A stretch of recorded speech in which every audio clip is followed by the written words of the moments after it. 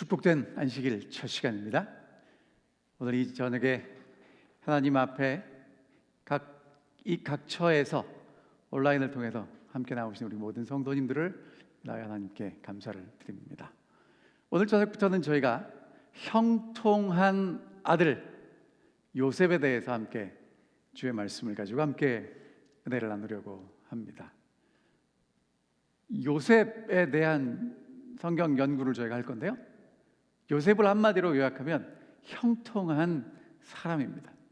그런데 성경은 이 요셉을 야곱의 아들로 우리에게 조명하고 있습니다. 그래서 형통한 아들 요셉을 저희가 함께 살펴보도록 하겠습니다. 오늘은 그 첫 시간으로 꿈꾸는 자가 오는도다라는 제목을 가지고 함께 말씀을 나누도록 하겠습니다. 성경 창세기 37장을 저희가 살펴볼 건데요, 1절부터 4절까지는 야곱의 족보가 나옵니다. 배경과 등장인물이 누구인지를 우리에게 보여주고 있고요, 5절부터 11절은 하나님이 요셉에게 꿈을 주시는 내용이 있고, 12절부터 26절은 형들이 요셉을 애굽의 노예로 파는 그런 이야기가 소개되어 있습니다. 자, 그러면 이제 야곱의 족보 등장인물과 배경을 함께 살펴보도록 하겠습니다. 창세기 31장 7절, 야곱이 가나안 땅 곧 그의 아버지가 거류하던 땅에 거주하였으니. 여러분, 참 은혜스러운 말씀이에요. 야곱이 이제 드디어 밧단 아람의 외삼촌의 집에 갔다가 결혼을 하고 자녀를 낳고 하나님이 주시는 재산을 가지고 돌아왔습니다. 형 에서와의 극적인 만남을 하고 세겜에 살다가 이제 드디어 야곱이 어디를 돌아왔냐면 베델로 돌아왔고, 어디에 거주하게 되냐면 그의 아버지가 거류하던 땅, 그의 할아버지 아브라함이 살던 땅, 그의 아버지 이삭이 살던 땅, 이제 그 땅에 누가 살냐면 야곱이 살게 됩니다. 근데 아버지가 거류했던 곳, 잠시 머무르면서 살았던 그곳에 이제 야곱도 아버지처럼 할아버지처럼 잠시 머무르면서 거기 있게 되었다고 말합니다. 히브리서 11장 9절에는 이렇게 말씀하십니다. 믿음으로 그가 이방 땅에 있는 것 같이 약속의 땅에 거류하여 잠시 머물렀습니다. 동일한 약속을 유업으로 함께 받은 이삭, 야곱과 더불어 장막에 거했습니다. 아브라함, 이삭, 야곱은요 장막에 거했습니다. 영원한 본향을 바라보고 살았기 때문에 정착하지 않고 거류하며 잠시 머무르며 살았다는 그런 말씀을 하고 있습니다. 2절에 보면 야곱의 족보가 이러하다고 우리에게 보여줍니다. 야곱의 족보는요, 왜 야곱의 족보인가? 이제 야곱을 통해서 하나님은 역사를 이루어 가시는 이야기가 소개되어 있는데, 야곱의 족보인데 누구 얘기가 써 있냐면 요셉 얘기가 써 있어요. 왜 그럴까? 이제 가나안에서 애굽으로 이주하는 그 이야기, 하나님께서 구원의 역사를 위해서 이스라엘 백성들을 가나안에서 애굽으로 이주시키시고 다시 가나안으로 되돌리시는 그 거대한 구원의 역사의 그 이야기에 이제 요셉이 주인공으로 등장하는 분이라는 것입니다. 등장인물을 함께 살펴보도록 하겠습니다. 여기 등장인물은 크게 세 등장인물이 등장하는데요, 첫 번째는 야곱, 두 번째는 요셉, 세 번째는 요셉의 형제들입니다. 자, 여기 아버지 야곱은요, 믿음의 계보를 이어가는 아브라함, 이삭, 야곱으로 이어지는 믿음의 사람입니다. 조상들의 본을 따라서 가나안 땅에 잠시 머무르며 거주했습니다. 노년에 얻은 아들 요셉을 더 사랑했습니다. 그래서 요셉에게 채색 옷을 입혀주죠. 그 다음에 등장하는 인물은 꿈꾸는 사람 요셉입니다.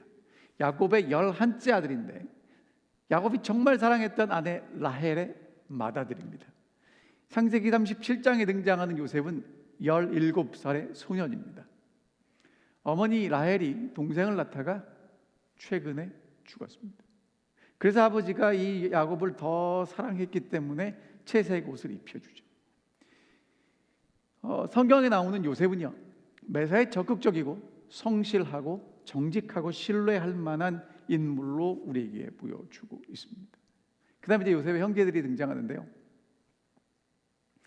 요셉을 제외한 요셉의 다른 형제들, 야곱의 아들들은 아버지의 사랑을 많이 받지 못합니다. 그래서 배다른 동생 요셉을 미워했습니다. 성경은 편안하게 말할 수 없는 관계라고 우리에게 이야기를 합니다. 자, 그럼 그런 이 야곱의 가정에는 어떤 특징이 있었나?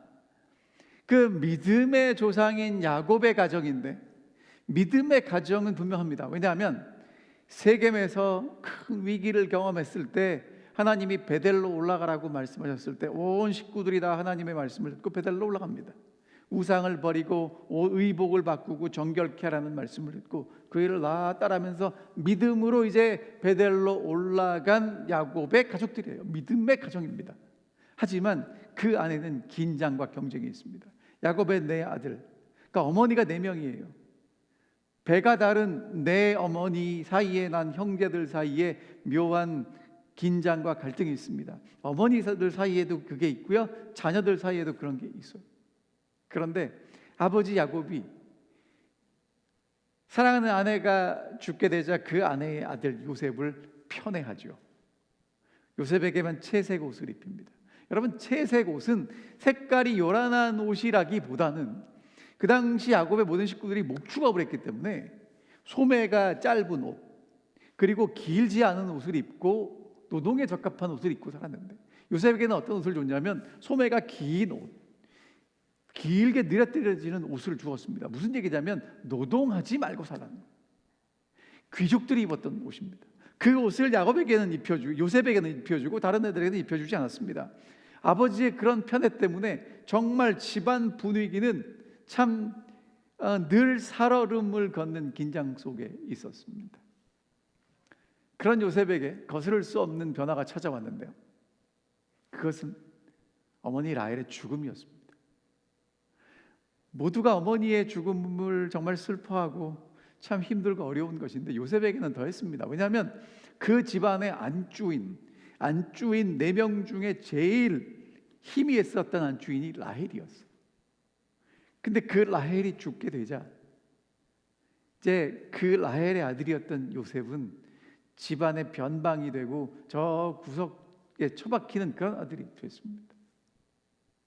그래서 아버지가 지나치게 편애를 합니다. 그러니까 이제 형제들하고의 관계가 모호해져요. 성경에 보면 요셉이 빌하와 실바의 아들들과 함께 양을 쳤다고 얘기를 합니다. 더불어 함께 있었다고 얘기를 합니다. 이게 무슨 얘기를 하는 거냐면 야곱이 레아의 아들들 르우벤, 시므온, 레위, 유다, 이사갈, 스불론, 디나 그런 형제들하고는 잘 어울리기가 힘들었어요. 왜? 어머니들 사이에 갈등이 있었기 때문에 요셉은 누구하고 어울렸냐면 그 어머니들의 야곱의 첩들의 아들들하고 같이 어울릴 수밖에 없었던 좀 소외된 삶을 살았습니다. 그리고 이제 야곱이 그 형제들의 잘못을 가지고 아버지께 말하였더라. 성경에 이렇게 기록되어 있는데 말하였다라는 그 동사가 원래는 아버지께 나아갔다 그런 뜻이 있어요. 다시 말하면 야곱이 아버지와 더 많은 시간을 보냈습니다. 그러니까 형제들이 잘못한 것들을 고쳐주고 바로잡으려는 좋은 의도에서 아버지에게 전달을 했지만 그것이 형제들에게는 굉장히 밉상을 가져오는 행동이었죠. 여러분, 요셉이 이제 창세기 37장에 나오는 요셉은 살기가 더 힘들어집니다. 어렵습니다.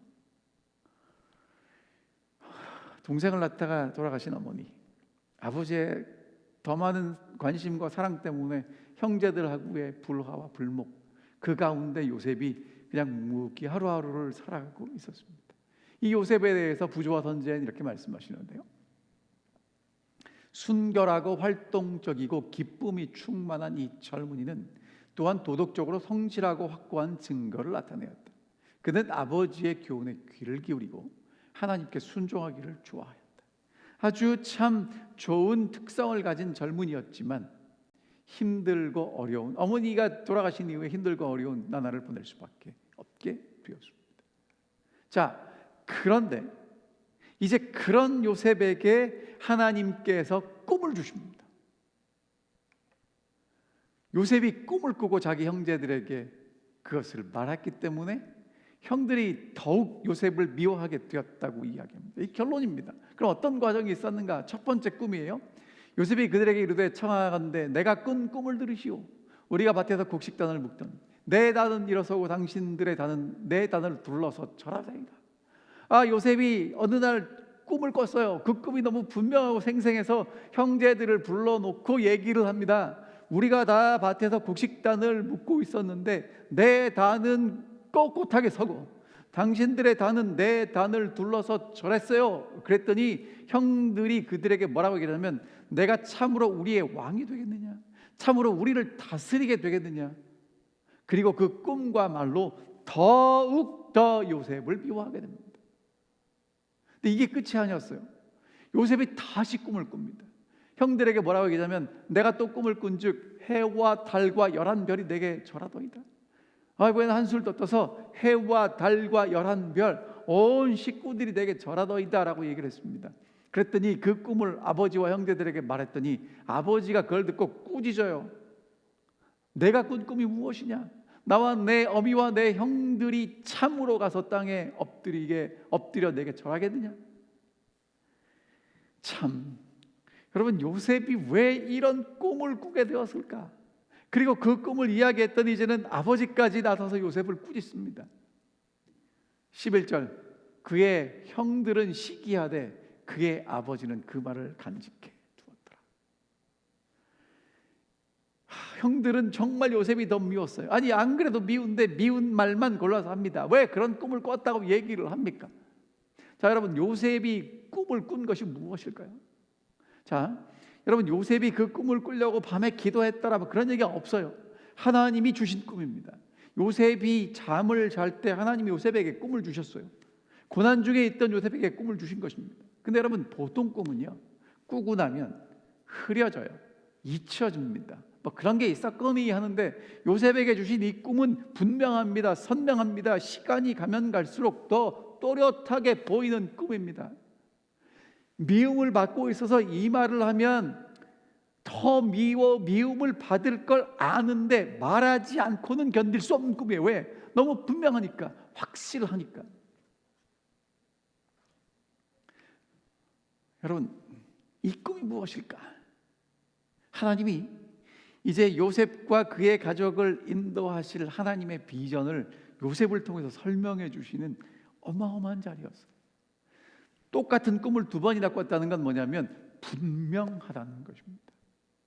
형제들과 부모님도 인정할 수밖에 없는 요셉을 하나님이 왕으로 만드시겠다는 꿈입니다. 요셉이 온 세상을 축복하는, 온 세상의 축복이 되는 하나님의 축복의 통로로 세우시겠다는 하나님의 꿈인 것이죠. 여러분, 이 꿈이 왜 중요하냐면요, 하나님이 아브라함을 부르실 때 이렇게 말씀하셨습니다. 내가 너로 큰 민족을 이루게 하고 내게 복을 주어 내 이름을 창대케 하리니 너는 복이 될지라. 여러분, 하나님이 아브라함을 부르신 목적이 복이 되라는 것이었습니다. 아브라함은 복이 되었고요, 이삭도 복이 되었고요, 야곱도 복이 되었습니다. 이유가 무엇인가? 하나님이 아브라함과 함께 하셨고 하나님이 이삭과 함께 하셨고 하나님이 야곱과 함께 하셨기 때문에 아브라함이 가는 곳, 이삭이 가는 곳, 야곱이 가는 곳마다 복이 되었어요. 자, 이제 하나님은요, 요셉을 복이 되게 하시는데 온 세상의 축복이 되는 축복의 통로로 세우시겠다는 것입니다. 그래서 요셉에게 이 꿈을 주신 거예요. 자, 이것에 대해서 사도행전 13페이지에 다음과 같이 말씀하십니다. 하나님께서는 요셉으로 하여금 고대 애굽 민족에게 생명의 근원이 되게 하셨다. 요셉의 성실성을 통하여 온 백성의 생명이 보존되었다. 그가 다른 사람에게 나누어 주기 위하여 구주로부터 은혜를 받을 때에 그의 전생에서는 영적 생명의 조수가 흘러나온다라고 말씀하시는 것이죠. 하나님은 요셉이 정말 하나님의 축복을 나누는 축복의 통로가 되기를 원하셨고요, 이제 그것을 이루시기 위해서 요셉에게 꿈을 주셨습니다. 이제 꿈을 주셨으니까 하나님이 그 꿈을 이루셔야 되지 않겠습니까? 그래서 등장하게 되는 사건이 요셉이 형들에 의해서 애굽의 노예로 팔려가는 사건입니다. 자, 여러분, 이게 이제 왜 중요한지 보여드릴게요. 지금 이제 이 지도는요, 가나안 땅과 애굽을 여러분들에게 보여드리는 것입니다. 원래 야곱의 식구들은 가나안 땅에 살았습니다. 그 땅은 하나님이 정해놓으신 중요한 땅이지만 그렇게 살기 좋은 땅은 아니었어요. 사실은 정말 살기 좋은 땅은 어디였냐면 이 나일강이 흐르고 삼각주가 형성된 애굽이라는 땅이었습니다. 그러다 하나님께서 이제 야곱과 그 가족들, 그때 애굽으로 들어갈 때 그 가족이 70명 됐어요. 그러니까 이거는 부족도 아니고 씨족, 한 큰 대가족을 애굽으로 이주시키십니다. 그리고 애굽에서 4대가 태어나면서 남자만 60만 명이 되는 어마어마한 기적을 베푸십니다. 70명이 들어가서 60만 명이 돼요. 여러분, 이건 정말 어마어마한 하나님의 기적이죠. 그 기적을 이루시고 메시아가 태어날 민족을 이루시기 위해서 야곱의 가족을 애굽으로 인도하시는 그 구원의 과정 가운데 하나님이 요셉이라는 아들을 들어 사용하셨다는 것입니다. 요셉에게 주신 꿈은 하나님이 주신 꿈이었습니다. 어떤 분들은 이 요셉이 꿈을 꾸었다라고 하면서 오늘 우리가 꿈을 꾸어야 된다라고 말씀하십니다. 물론 그렇게 해석할 수도 있겠죠. 그러나 성경은 오늘 우리에게 뭐라고 얘기하냐면 요셉이 꾼 꿈은 요셉이 밤에 기도하고 하나님 꿈을 주십시오라고 해서 기도해서 받은 꿈이 아니라 하나님이 주관적으로 요셉에게 주신 꿈이라는 것입니다. 여러분, 오늘 정말 여러분과 제가 하나님의 사람들로서 하나님, 제가 이런 꿈이 있으니 이루어 주십시오라고 기도하는 것을 넘어서 하나님이 내게 무슨 계획을 가지고 계시는지, 하나님의 꿈이 무엇인지를 잘 기도하고 분별할 수 있게 되기를 간절히 바랍니다. 왜냐하면 하나님의 꿈이 이루어지기 때문에 그렇습니다. 그 다음에 여러분, 중요한 것은요, 꿈을 이루어 가시는 분이 하나님이시라는 것입니다. 우리는요, 내가 꿈을 꾸고 그 꿈을 이루기 위해서 하나님께 기도합니다. 근데 성경은 우리가 뭐라고 얘기하냐면 꿈을 주시는 분이 하나님이시고 그 꿈을 이루어 가시는 분이 하나님이시다라고 말씀하세요. 다시 말씀드릴게요. 여러분, 정말 중요합니다.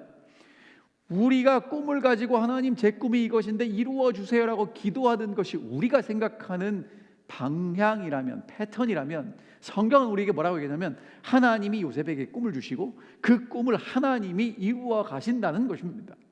자, 그러면 요셉은 무엇을 했나? 하나님의 꿈과 계획을 이해한 것이 아니었고요, 너무 커서 이해할 수 없었어요. 그냥 요셉은요, 매일 매순간 하나님을 신뢰하고 걸어갔습니다. 살아갔습니다. 하루하루를 살았어요. 여러분, 이것이 성경이 우리에게 말하는 믿음의 사람들이 걸어가는 길이고요, 마지막에 하나님의 사람들이 걸어가야 될 길이라고 말씀하고 계시는 것입니다. 왜냐하면 자꾸 뭔가 커다란 일을 해야 될 것 같아요. 근데 성경은 우리에게 뭐라고 얘기를 하냐면 하나님 믿고 그냥 하루하루를 살아가라 라고 말씀하고 계시는 것입니다. 자, 보여드릴까요? 자, 여러분, 이 사람이 누굽니까? 하나님이 자손들을 하늘의 별같이 바다의 모래같이 많이 주시겠다고 한 아브라함입니다. 하나님이 약속해 주셨습니다. 아브라함이 언제 하나님한테 가서 아들 달라고, 민족 달라고 기도한 적 있습니까? 아닙니다. 하나님이 주시겠다고 그랬습니다.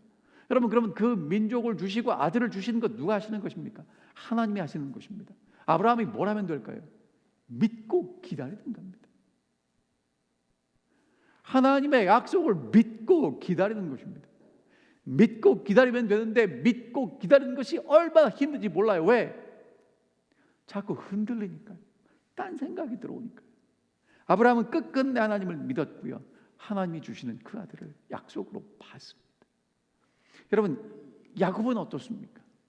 야곱이 이제 형을 속이고 아버지를 속이고 하나님의 축복을 받기를 간절히 사모하는 마음으로 이제 외갓집으로 도망가는데 하나님이 찾아오십니다. 그리고 밤에 꿈을 주세요. 뭐라고 말씀하시냐면 조상들에게 약속하신 이 땅을 주시고 자손을 주시고 약속하신 것을 다 이루시고 돌아올 때까지 지키시겠다고 하나님이 약속해 주십니다. 여러분, 야곱의 이야기를 저희가 살펴봤는데요, 그 약속을 누가 이루십니까? 하나님이 이루십니다. 기이한 방법으로 이루십니다. 야곱이 해야 될 일은 무엇이냐면 하나님의 그 약속을 믿고 내게 주어진 그 하루하루를 묵묵히 한 걸음 한 걸음 걸어가는 것입니다. 여러분, 모세는 어땠나요? 모세가 애굽에서 바로의 공주의 아들이라고 정말 잘 준비돼서 이제는 내가 이 백성을 구원할 수 있겠거니라고 생각했을 때는 아직 준비가 되지 않았었습니다. 이제 미디안 광야에서 40년을 보내면서 이제 80이 다 된 그 모세를 하나님이 부르십니다. 그리고 하나님 백성을 인도해 내라는 것입니다. 여러분, 그동안에 모세가 뭐 했나요? 장인어른 이드로의 양떼를 쳤습니다. 그게 전부예요. 여러분, 그러면서 하나님은 모세를 준비시키셨다는 것입니다. 그냥 매일매일 내게 주어진 하루하루를 충실하게 묵묵히 살아가는 그것이 하나님의 약속을 붙잡고 하나님의 약속을 내 마음속에 간직하고 살아가는 그것이 믿음의 사람들이 걸어갔던 길이라는 것입니다. 여러분, 다윗은 어땠나요? 기름 부음 받았습니다. 기름 부음 받은 다음에 나는 기름 부음 받은 사람이야 하고 이제 기름 부음 받았다는 것을 자랑하고 그것 때문에 그것만을 주장하고 살았나요? 아닙니다. 여러분, 야곱은요, 기름 부음을 받았음에도 불구하고 내게 맡겨진 양떼를 충성스럽게 지키고 잘 먹였습니다. 곰과 사자가 오면 쫓아가서 새끼들을 구해요.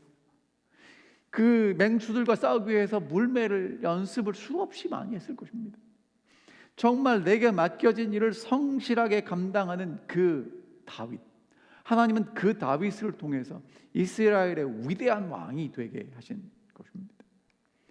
다시 말씀드립니다. 여러분, 하나님은요, 하나님의 사람들에게 꿈을 주십니다. 그리고 하나님의 사람들은요, 하나님을 신뢰합니다. 그럼 하나님이 그들을 준비시키세요. 하나님이 하나님의 사람들을 준비시키세요. 정말 여러분과 제가 하나님이 내게 무슨 계획을 가지고 계시고 무슨 꿈을 주셨는지를 잘 생각하고 하나님께서 나를 어떻게 준비해 가시는지를 기다리고 묵묵히 하루하루를 살아가셨으면 정말 좋겠습니다. 하나님의 방법은 사람입니다. 하나님을 온전히 신뢰하는 사람이 하나님의 유일한 방법입니다. 우리는요, 자꾸 다른 걸 찾아요. 근데 여러분, 하나님이 찾는 건 사람이고요, 정말 하나님을 신뢰하는 사람, 하나님의 성령께서 그 마음속에 역사하실 수 있는 사람, 그러면 하나님을 신뢰하는 그 사람을 하나님은 붙잡으시고 준비시키시고 훈련시키시고 하나님의 사업에 합당하도록 만들어내신다는 것입니다. 하나님은 모세를 그렇게 만드셨고 아브라함을 그렇게 만드셨고 다윗을 그렇게 만드셔서 하나님의 사람으로 사용하셨습니다. 자, 이제 구원의 역사를 이루시는 하나님께서 요셉이 아버지의 집을 떠나 애굽으로 가도록 허락하시는 것, 그것이 구원의 큰 과정의 시작이었다는 것입니다. 꿈이 성취되는 과정, 사람이 준비되는 과정, 그것을 우리는 훈련, 연단, 성장이라고 부릅니다. 참 멋있죠. 근데 그것을 있는 그대로 정말 솔직하게 여러분들에게 보여드리면 이런 것입니다. 고난이죠. 여러분, 작은 흙덩어리가 장인의 손에서 정말 아름다운 도자기로 빚어지는 그 과정, 장인에게는 도자기가 보이지만 이 흙덩어리에게는 뭔지도 모르고 왜 이렇게 힘들고 어려운 과정들을 겪어야 하나, 고난의 과정입니다. 여러분과 제가 하나님의 손에 붙들려 있는 한 하나님은 오늘 우리를 빚으시고 구우시고 연단시키셔서 정말 하나님께 꼭 필요한 그릇으로 만드실 것입니다. 여러분, 그것을 위해서 인내하시게 되시기를 간절히 바랍니다. 묵묵히 맡겨진 일을 충성스럽게 감당하시기 바랍니다. 큰일 안 하셔도 됩니다. 큰일은 그때 가서 하는 것입니다. 오늘 여러분과 제가 할 일은 지금 이 순간 내게 맡겨주신 그 일, 오늘 이 순간에 최선을 다해서 하는 것입니다. 베드로는 이렇게 이야기합니다. 사랑하는 자들아, 너희를 연단하려고 오는 불시험을 이상한 일 당하는 것 같이 이상히 여기지 말고 오직 너희가 그리스도의 고난에 참여하는 것으로 즐거워하라. 이는 그의 영광을 나타내실 때에 너희로 즐거워하고 기뻐하게 하려 함이라. 여러분, 오늘 우리를 연단하시는 과정을 통해서 하나님의 영광이 우리에게 드러나게 된다는 것입니다. 멋지지 않습니까? 여러분, 오늘 하나님이 우리를 준비시키시고 연단시키시고 성장시키셔서 우리 속에 하나님의 영광이 드러나도록 만드시는 것. 하나님이 요셉을 준비시키셔서 한 가정의 지도자가 아니라 온 세계를 통치하는 애굽의 총리로 만드시고 모든 사람을 다 구원하시는 일을 위해서 준비시키시는 거죠. 하나님은요, 이 마지막 시대에 하나님의 사람들을 준비시키십니다. 마지막에 하나님을 위해서 분연히 일어나 흔들리지 않고 믿음으로 설 사람들을 준비시키신다는 것입니다. 그 일을 위해서 여러분과 제가 오늘 정말 묵묵히 우리에게 맡겨주신 그 일, 믿음으로 성실하게 요셉처럼 감당하시게 되시기를 간절히 바랍니다. 자, 이제 하나님께서 요셉을 애굽에 보내셔야 합니다. 하나님은 멀리 보시는데 그 하나님의 멀리 보시는 그 구원의 과정을 통해서 요셉이 아버지의 집에 있는 것이 아니라 애굽으로 가야 합니다. 그래서 하나님이 준비시키시는데요, 이렇게 준비시키십니다. 첫 번째, 야곱의 걱정과 염려입니다. 야곱이 걱정합니다. 형들이 세겜에서 양을 치지 아니하느냐? 내가 널 그들에게로 보내리라. 여러분, 각축을 치는데 이제 유목민들은요, 계절을 따라서 목초지가 풍성한 곳을 따라갑니다.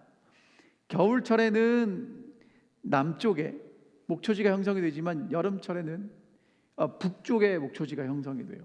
그러다 이제 이 계절을 따라 이동해야 되는데 이 여름철에는 형들이 목초지가 풍성한 북쪽으로 가서 양들을 먹였습니다. 근데 그곳이 어디냐면 세겜 지역이에요. 여러분, 세겜 하면 무슨 생각이 떠오르십니까? 디나 사건이 있었죠. 야곱과 그 가족들이 주변 민족들하고 정말 전쟁해서 다 죽을 수도 있을 뻔했던 정말 소름 끼치는 그런 사건이 있었습니다. 근데 형들이 이제 목초지가 좋으니까 거기 가서 양을 칠 수밖에 없는 거예요. 근데 때가 돼도 오지 않습니다. 아버지가 걱정이 돼요. 그래서 요셉을 보냅니다. 이스라엘이 그에게 이르되 가서 내 형들과 양떼가 다 잘 있는지 보고 돌아와서 내게 말하라 하고 그를 헤브론 골짜기에 보내니 그가 세겜으로 가니라. 여러분, 이제 야곱이 형들이 잘 있는지 양떼가 잘 있는지 궁금해서 보내는데 누구를 보내냐면 요셉을 보냅니다. 왜 보내느냐? 믿을 만한 아들이니까 17세에 아직 어린 소년이지만 믿을 만하니까 보내는 거예요. 근데 여러분 같으면 그 길을 혼자 가야 되는데 쉬웠을까요? 그리고 형들이 나를 좋아하지 않는다는 걸 직감적으로 아는 요셉, 가고 싶었을까요? 하고 싶은 얘기가 많았을 거예요. 아버지, 제가 꼭 가야 합니까? 형들이 별로 좋아하지 않는데 너무 먼데 혼자 가야 합니까? 뭐 여러 가지 핑계를 많이 댈 수 있는데 핑계대지 않습니다. 네, 아버지. 그리고는 이제 그 먼 길을 떠나갑니다. 여러분, 그 길이 얼마나 멀었냐면요, 헤브론에서 세겜까지 62마일이에요. 그리고 세겜에서 도단까지 12마일입니다. 그리고 62마일이면 여러분 굉장히 먼 거리예요. 이게 길이 좋은 것도 아니고 정말 그 길을 요셉이 혼자 그 길을 가는 것입니다. 아버지가 주신 그 명령을 가지고 형들과 양떼들이 잘했는지 돌아보러 이제 가는 거예요. 62마일을 갔습니다. 자, 갔더니 형들이 없어요. 세겜에. 어떤 사람이 그를 만난 즉 들에서 방황하는지라. 여러분, 요셉이 형들을 찾는데 없으니까 계속 어디 있는지 찾고 있습니다. 그 사람이 그에게 물어 이르되 내가 무엇을 찾느냐? 내가 내 형들을 찾아오니 청컨대 그들이 양치는 곳을 내게 가르쳐 주소서. 그 사람이 이르되 그들이 여기서 떠났느니라. 내가 그들의 말을 들으니 도단으로 가자 하더라 하니 요셉이 그 형들의 뒤를 따라 도단에서 그들을 만나니라. 여러분, 요셉이 이제 세겜 주위를 헤매고 다니는데 형들을 찾을 수 없는데 어떤 사람이 요셉을 만났어요. 무엇을 찾느냐, 왜 방황하느냐라고 묻죠. 형들을 찾는데 못 찾겠습니다. 여기서 떠났습니다. 자기들끼리 하는 얘기를 들으니까 도단으로 가자고 얘기를 했습니다. 그래서 요셉이 이제 다시 12마일을 더 걸어서 형들을 찾아갑니다. 여러분, 여기서 우리가 한 가지 생각할 중요한 부분이 있어요. 여러분, 만약에 요셉이 세겜에 가서 둘러보고 형들이 없으면 어떻게 하면 됩니까? 아버지가 세겜에 가서 형들을 찾아보라고 그랬으니까 없어요? 그럼 이제 집에 가서 아버지, 형들이 없어요 라고 보고하면 끝나는 거예요. 근데 요셉은 성실한 사람입니다. 맡겨진 일을 다 감당해야 되겠기에 계속 찾아 돌아다닙니다. 그때 하나님께서 어떤 사람을 보내세요. 요셉이 먼저 물어본 거 아닙니다. 그 사람이 왜 무엇을 찾느냐고 묻죠. 여러분, 오늘 여러분과 제가 하나님께서 우리에게 주신 사명, 우리에게 분부하신 그 일을 충성스럽게 감당할 때 하나님께서 이렇게 도움의 손길을 보내신다는 것입니다. 언제요? 내게 맡겨진 그 일, 그것을 정말 기도하면서 최선을 다해서 감당하려고 애쓸 때 하나님이 보내신다는 거예요. 요셉이 만약에 그냥 돌아갔으면 절대로 이 사람을 만나지 못했을 것입니다. 그러면 하나님의 구원의 계획은 다른 방법으로 이루어졌겠죠. 자, 이제 요셉이 이제 도단들을 향해서 갑니다. 도단을 향해서 가는데 형들이 앉아서 양떼를 치고 있는데 저 멀리서 보니까 어디서 많이 보던 실루엣이 보여요. 그리고 정말 자기들의 미움의 대상이 되었던 그 옷이 보입니다. 요셉이에요. 요셉이 오는 것을 봅니다. 그리고 서로 이르되 꿈꾸는 자가 오는도다. 여러분, 요셉이 꿈 얘기했던 것이 너무너무 듣기 싫었겠죠. 우리를 다스리는 자가 된다고요? 요셉을 딱 봤을 때 형들이요 서로 하나 되지 못했을 거예요. 성격이 제가 크기니까. 그러나 요셉을 미워하는 마음으로 하나가 되었고 요셉을 죽였으면 좋겠다는 것이 하나 된 마음이었습니다. 자, 그를 죽여다 한 구덩이에 던지고 악한 짐승이 그를 잡아먹었다고 하자. 그러면은 그 꿈이 어떻게 이루어질 것인지 이루어지겠어? 이렇게 이야기를 하는 것이죠. 그랬더니 르우벤이 그 얘기를 가만히 듣고 있다가 이러면 안 돼요. 그런 생각이 들었어요. 우리가 그 생명은 해하지 말자. 피를 흘리지 말자. 그리고는 구덩이에 던지라고 이야기를 합니다. 나중에 요셉을 구출해서 아버지께로 그러니까 데리고 가려고 하는 그런 계획이 있었던 거예요. 아, 정말 맏아들다운 모습입니다. 이것은 요셉이 도착하기 전에 있었던 사건이에요. 형들이 그런 계획을 했던 것이죠. 드디어 이제 요셉이 형들에게 왔습니다. 여러분, 요셉이 얼마나 힘들게 왔습니까? 세겜까지 오고 또다시 도단까지 왔어요. 홀로 외롭게 걸어온 요셉, 형들을 보니까 얼마나 기쁘고 즐거웠겠습니까? 이제 마음의 안도도 놓이고 이제 한숨도 놓이고 이제 형들을 만나서 기쁘고 즐겁다는 생각과 동시에 요셉이 발견하게 된 것은 형들의 눈 속에 있는 미움과 증오였습니다. 형들이 요셉을 붙잡고 그가 입은 채색 옷을 벗깁니다. 구덩이에 던졌습니다. 이 구덩이는요, 목자들이 양떼를 먹이기 위해서 파놓은 구덩이입니다. 물을 채우고 양떼를 먹였는데 그것은 지금 이제 물이 없는 빈 구덩이였어요. 요셉을 거기에 집어 던집니다. 그동안에 형들 마음속에 쌓아졌던 미움이 아버지 때문에 여러 가지 여건 때문에 보여지지 않다가 이제 한순간에 폭발하게 된 거예요. 여러분, 채색 옷을 벗깁니다. 그리고 정말 동생을 죽이고 싶었던 그들의 마음이 드러납니다. 어떤 마음이냐면 저 미워 죽겠는 저 동생 요셉, 저 녀석만 없으면 모든 게 다 해결될 것 같은 생각입니까? 그리고 여러분 생각해 봅시다. 형들이 너무한 점도 있지만 오죽하면 그렇겠습니까? 자기 엄마 레아와 다른 엄마 라헬 사이에 우리 엄마가 늘 경쟁에서 져요. 밀립니다. 이제까지 라헬이 죽을 때까지 그것을 계속 지켜봤어요. 그것도 서러운데 이제 라헬이 죽게 되자 아버지 야곱이 라헬의 아들 요셉을 편애하고 채색 옷을 입힙니다. 얼마나 미웠을까요? 이제 아버지도 없고 마음대로 할 수 있었을 때 마음속에 있는 모든 것들이 그냥 그대로 드러납니다. 요셉을 구덩이에 집어 던지죠. 여러분, 요셉은 구덩이에 들어가면서 어떻게 했을까요? 형들을 붙잡고 살려달라고 애걸복걸했겠죠. 형들은 매몰차게 거절하고 구덩이에 집어넣습니다. 모든 것이 끝난 것입니다. 구덩이에서 혼자 올라올 수 없으니까 그냥 거기 있으면 죽는 거예요. 굶어 죽는 겁니다. 혹시라도 사나운 짐승이 그 구덩이 안으로 들어온다면 잡아먹히겠죠. 형들은 요셉을 구덩이에 집어넣고 그 앞에서 음식을 먹습니다. 정말 악한 사람들입니다.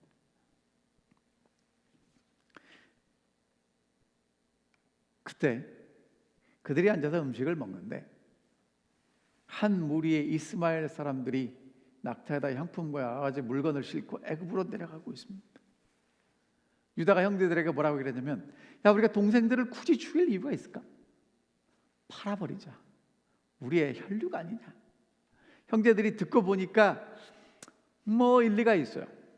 그래서 이제 미디안 사람이 지나가고 있는데 형제들이 요셉을 구덩이에서 끌어올려가지고 이스마엘 사람들에게 팔았습니다. 얼마에 팔았냐면 은 20에 팔아요. 그 당시 성인은 은 30, 그리고 소녀는 은 10에 팔렸답니다. 아니, 은 10인데 20이라고 썼네요. 자, 그럼 여러분, 요셉이 은 20에 팔렸다는 얘기는 무슨 얘기입니까? 제대로 흥정도 하지 않고 빨리 팔아버리려고 돈도 제대로 받지 않고 동생을 팔아버렸다는 얘기겠죠. 그렇게 요셉은 자기 형들의 손에 의해서 애굽에 팔려갑니다. 여러분, 정말 있을 수 없는 인신배가 다른 사람도 아닌 형제들에 의해서 일어났습니다. 그런데 하나님은 그것을 하나님의 구원을 이루시는 정말 놀라운 구원의 시발점으로 삼으신 것입니다. 자, 이제 르우벤이 돌아왔습니다. 구덩이를 보니까 요셉이 없어요. 옷을 찢습니다. 아이가 없다. 어떻게 했으면 좋겠나? 여러분, 정말 요셉이 사라진 걸 알았을 때 르우벤이 얼마나 당황했겠습니까? 이제 이 모든 책임을 어떻게 지겠습니까? 답답한 것입니다. 그들이 요셉의 옷을 가져다가 수염소를 죽여서 피에 적셨습니다. 그리고 채색 옷을 가지고 아버지 앞에 가서 우리가 이런 것 발견했는데 아버지의 아들의 옷인가 잘 보십시오라고 대답을 하죠. 여러분, 요셉의 형들은요 미워하던 요셉을 제거했어요. 그러면 이제 미운 놈이 제거됐으니까 모든 문제가 해결될 거라고 기대했죠. 여러분, 이게 사단이 가져다 주는 착각입니다. 자, 오늘 우리는요 누구 때문에 문제가 생긴다고 생각합니다. 무엇 때문에 문제가 생긴다고 생각합니다. 그것만 해결되면 다 해결될 거라고 기대해요. 여러분, 그것이 사단이 가져다 주는 착각이라는 것입니다. 착시현상이라고요. 제대로 보이는 게 아니라고요. 왜냐? 더 복잡해져요. 아버지 야곱 때문에 이제 이 형제들의 머리가 지끈지끈 아픈 것입니다. 미워한 동생 제거하면 된다고 생각했어요. 한 가지 문제만 해결한다고 하면 된다고 생각했는데 문제는 더 많은 문제, 더 큰 문제가 발생한다는 것이죠. 안 보면, 안 만나면 해결되나요? 우리 자꾸 그런 착각을 하고 있습니다. 안 보면 되지, 안 만나면 되지, 거래를 안 하면 되지. 여러분, 안 하면 됩니까? 해결입니까? 아니라는 것입니다. 요셉을 팔고 난 뒤에 형들의 마음속에 정말 그 짐이 평생 따라다닙니다. 심지어는 요셉에게 용서를 구하고 요셉이 용서를 했음에도 불구하고 끝까지 따라다니는 그 마음의 짐이 있는 것을 보게 됩니다. 자, 창세기 42장에 보면 형들이 요셉을 팔아버리고 이제 한 10여 년, 13년, 7년, 20년이 더 흘렀어요. 총리가 된 요셉 앞에서 형들이 하는 얘기입니다. 그들이 서로 말하되 우리가 아우의 일로 말미암아 범죄하였도다. 그가 우리에게 애걸할 때에 그 마음의 괴로움을 보고도 듣지 아니하였으므로 이 괴로움이 우리에게 임하도다. 여러분, 형들이요 정말 20여 년을 하루도 마음 편하게 잠을 잘 수 없었을 거예요. 왜? 그 동생 요셉의 모습이 눈에 자꾸 아른거렸으니까요. 그 마음속에 있는 죄책감을 어떻게 해결할 수 있겠습니까? 잠시의 기쁨을 맛봤을지는 모르지만 무거운 짐은 계속됩니다. 더 복잡해지고 해결하기 어려운 상황에 빠져드는 것입니다. 아버지 야곱이 그것을 알아봤습니다. 악한 짐승이 잡아먹었다고 얘기합니다. 여러분, 악한 짐승이 누굽니까? 형들이죠. 그리고는 굵은 배를 허리에 동이고 아들을 위하여 애통합니다. 아버지와 형을 야곱이 속였는데 아들들은 더 크게 지금 아버지를 속이고 있습니다. 아들을 위해서 애곡합니다. 애통합니다. 모든 자녀가 위로했는데 아버지는 그 위로를 받을 수가 없어요. 참 마음의 상처가 크니까 그를 위하여 울었습니다. 이제 요셉은 아버지의 집을 떠나서 외롭게 홀로 죽음보다 더 무서운 노예의 길로 들어섭니다. 터벅터벅 울면서 애굽을 향해 걸어갔습니다. 자, 그리고 이제 창세기 37장은 이렇게 끝이 납니다. 미디안 사람들은 그를 애굽에서 바로의 친위 대장 보디발에게 팔았다. 여러분, 이것은요 정말 놀라운 하나님의 은혜이고 사랑입니다. 왜냐? 노예 시장에서 노예를 파는 사람과 노예를 사는 사람이 보디발과 미디안 상인만 있었겠습니까? 이 미디안 상인들에게는 요셉만 노예였을까요? 여러분, 노예 시장에서 보디발이 요셉을 샀다는 건 정말 그 시간에 보디발도 와야 되고 미디안 상인들이 요셉을 데려와야 됩니다. 시간과 장소가 맞아야 돼요. 그리고 보디발은 요셉, 다른 종들이 아닌 요셉을 콕 집어 사야 합니다. 여러분, 이거는요 정말 일어나기 쉽지 않은 어마어마한 확률이에요. 그 다음에 또 한 가지, 여러분, 요셉을 사야 했다면, 요셉이 팔렸다면 요셉의 마음속에 형들에게 팔린 그 분노가 가득 찼으면 요셉을 샀을까요? 요셉을 사지 않았을 것입니다. 아무도 분노에 가득 찬 사람을 사다가 내 집에서 종으로 쓰고 싶지 않았을 것입니다. 요셉의 마음속에는 분노보다 더 큰 하나님이 주시는 평안이 있었다는 것입니다. 카리스델교 성도 여러분, 이 자석에 호소합니다. 코로나 때문에, 경제적인 이유 때문에, 육체적인 건강의 문제 때문에, 가족 간의 문제 때문에, 여러 가지 많은 문제와 고민으로 여러분과 저의 마음에 분노가 가득 찼을지라도 이 안식일에 하나님이 주시는 평안과 안식을 누리시게 되시기를 간절히 바랍니다. 왜? 요셉이 그것을 찾을 수 있었다면 오늘 여러분과 저도 하나님 안에서 그것을 찾을 수 있었다는 것입니다. 여러분 보세요. 요셉이 구덩이에 던져졌을 때 어떠했을까? 내 힘으로 할 수 있는 모든 것이 끝났다는 것입니다. 이제는 하나님만 바라봐야 한다는 것이죠. 그리고 요셉은 알지 못했지만 하나님은 요셉을 위해서 준비하고 계셨다는 것입니다. 요셉을 인도하고 계셨다는 것이죠. 이것에 대해서 부조와 선지자는 이렇게 말씀하십니다. 하나님의 섭리 가운데서 이러한 경험조차도 그에게는 축복이 될 것이었다. 다른 방법으로는 여러 해 걸려도 배울 수 없을지 모르는 그것을 그는 몇 시간 안에 배웠다. 그때 요셉의 생각은 그의 아버지 하나님께로 향했다. 그는 어린 시절에 하나님을 사랑하고 경외하도록 가르침을 받았다. 때때로 그의 아버지의 장막에서 야곱이 그의 집으로부터 도망 나와서 방황하던 때에 그가 본 계시에 대한 이야기를 들었다. 그는 여호와께서 야곱에게 하신 언약과 그 언약이 어떻게 성취되었는지에 대하여 들었다. 곧 필요할 때 어떻게 하나님의 천사가 그를 교훈하고 안위하고 보호하셨는지에 대하여 들었다. 그리고 그는 사람들을 위하여 구주를 준비하신 하나님의 사랑을 배웠다. 이제 이 모든 귀한 교훈이 그의 앞에 생생하게 떠올랐다. 요셉은 자기 조상들의 하나님이 자기의 하나님이 되시리라는 것을 믿었다. 그리고 그곳에서 그는 여호와께서 여호와께 자기 자신을 완전히 헌신하고 이스라엘의 수호자 하나님께서 그가 유랑하는 땅에서도 그와 함께 계시기를 기도하였다.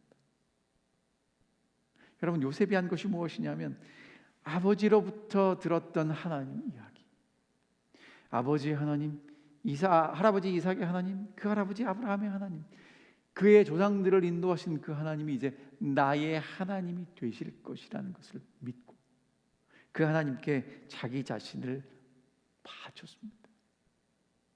하나님은 그 요셉을 믿음의 사람으로 세우시고 준비시키시고 인도하고 계셨습니다. 마지막으로 하나님께서 어떻게 섭리하셨는지를 다시 한번 좀 생각하고 오늘 말씀을 마쳤으면 좋겠습니다. 하나님의 섭리에 따라서 하나님은 큰 구원의 역사를 인도하고 계셨고요, 요셉은 그것을 위해서 아버지의 집을 떠나서 애굽으로 먼저 가서 준비할 사명이 있었습니다. 그 일을 위해서 하나님은 야곱의 사랑하는 아내 라헬, 요셉을 극진히 사랑했던 그 어머니 라헬이 죽게 하셨어요. 그리고 아버지가 걱정하고 염려하기 때문에 형들에게 요셉 홀로 보내는 일을 허락했고요, 형제들이 미워했기 때문에 요셉을 팔게 됐죠. 그리고 만약에 루벤이 자리를 비우지 않았다면 요셉을 데리고 갔을 수도 있습니다. 그런데 루벤이 자리를 비웠고요, 바로 그때 이스마엘 상인들이 지나갔고요, 유다의 번뜩이는 제안으로 요셉을 애굽에 팔게 됐죠. 여러분, 이것이 다 우연일까요? 하나님의 섭리에 의해서 그런 사건들이 이루어지면서 하나님의 큰 구원의 역사가 이루어지고 있다는 것입니다. 오늘 여러분이 처한 형편과 사정을 제가 다 알지 못합니다. 그러나 하나님은 아시고요, 오늘 우리에게 허락하시는 이 코로나, 이 팬데믹, 우리에게 있는 건강 상태, 재정 상태, 우리의 신앙 상태, 가족들과의 관계, 이 모든 것들은 그냥 이루어지는 것들이 아니라 하나님께서 하나님의 뜻을 요셉을 통해 이루신 것처럼 오늘 여러분과 저를 통해서 이루시기 위해서 허락하시는 하나님의 섭리인 것을 믿게 되시기를 간절히 바랍니다. 그리고 정말 요셉이 믿음으로 매일 매순간 맡겨진 일에 충성하고 하루하루를 살아갔던 것처럼 오늘 여러분과 제가 정말 하나님을 믿는 믿음으로 우리에게 주시는 하루하루 매 순간순간을 하나님 앞에서 하나님을 신뢰하는 사람으로 하나님을 떠나지 않고 하나님만 바라보며 묵묵히 걸어갈 수 있게 되시기를 간절히 바랍니다. 칼 발트는 이런 이야기를 했습니다. 오케스트라 연주에서 부분적으로 불협화음이 있을지는 모르지만 전체적으로 완벽한 교향악을 이룬다는 것입니다. 하나님께서 지휘하시는 오케스트라, 불협화음이 조금씩 날 수 있지만 하나님의 큰 교향곡은 정말 아름답게 하나님의 구원을 완성하고 계신다는 것입니다. 그 교향곡의 마지막에 여러분과 저를 부르셨고 요셉을 통해서 하나님의 큰 뜻을 이루신 것처럼 우리를 통해서 그 일을 이루실 것입니다. 정말 여러분과 제가 그 하나님 신뢰하고 있는 자리에서 충성스러운 하루하루를 살아가시기를 간절히 바랍니다. 미디안 사람들은 그를 애굽의 바로의 신하 친위대장 보디발에게 팔았다. 하나님은 요셉을 다른 사람이 아닌 보디발에게 파셨습니다. 하나님은 오늘 여러분과 저를 사랑하셔서 우리가 가야 될 그 길을 정해놓으시고 그 길로 우리를 인도하고 계십니다. 그 하나님 믿게 되시기를 간절히 바랍니다. 그리고 하나님의 보호하심과 섭리 속에서 오늘 이 하루를 믿음으로 승리하는 충성스러운 주의 종들이 되시기를 간절히